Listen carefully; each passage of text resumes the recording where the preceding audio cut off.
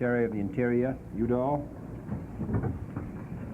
President, members of the National Wildlife Federation, members of the Congress, ladies and gentlemen. 25 years ago, Franklin Roosevelt, speaking to the first Wildlife Conference, expressed his desire to bring together individuals, organizations, and agencies interested in the restoration and conservation of wildlife resources, so that all concerned groups could work together cooperatively for the common good. As a result of this speech, the National Wildlife Federation was formed, an organization now affiliated in 50 states, with over 2 million members, with a long record of accomplishment in the protection of our natural national wildlife resources for the common good. I believe it is significant that I, as a citizen of Massachusetts, now address a society devoted to a program which received its greatest support from two New Yorkers, Theodore Roosevelt and Franklin Roosevelt, housed in a building provided in part through the generosity of a citizen of my own state of Massachusetts, Louise Ayer Hathaway of Boston. It is significant because it dramatically illustrates that the development of our natural resources is not a Western opportunity or a Western problem. It is a national opportunity, not bounded by geography, but common to us all in whatever states we may live. At the inauguration, Robert Frost read a poem which began, "The land was ours before we were the land," meaning in part that this new land of ours sustained us before we were a nation.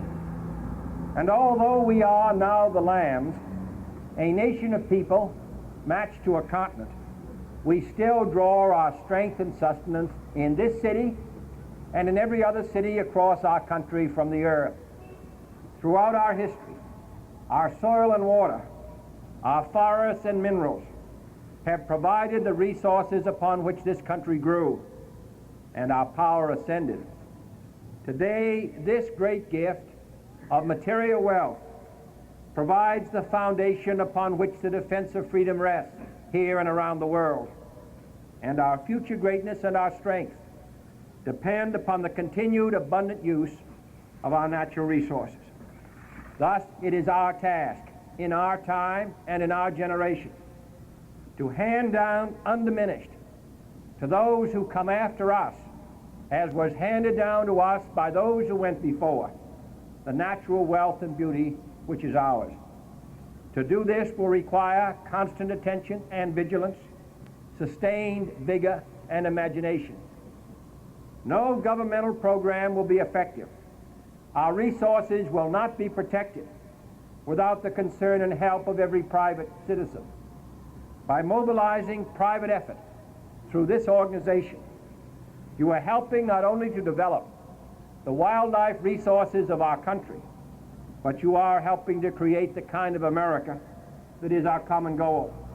An America of open spaces, of fresh water, of green country. A place where wildlife and natural beauty cannot be despoiled, where an increasingly urbanized population can still go to the country, can still turn back the clock of our civilization, and find the materials and spiritual strength upon which our greatness as a country depends. More than 100 years ago, a senator from the East, speaking with prophecy, as senators from the East frequently do, said that to talk about constructing a railroad to the western shores of this continent manifests a spirit of wild adventure which I never expected to hear broached in the Senate of the United States. But that spirit prevailed, just as it's prevailed in your organization. And this country grew, and that railroad went west. Today, we once again call upon that spirit of wild adventure, and once again act to develop those resources which lie beneath our earth, in our mountains, in our rivers, and lie most of all in our people.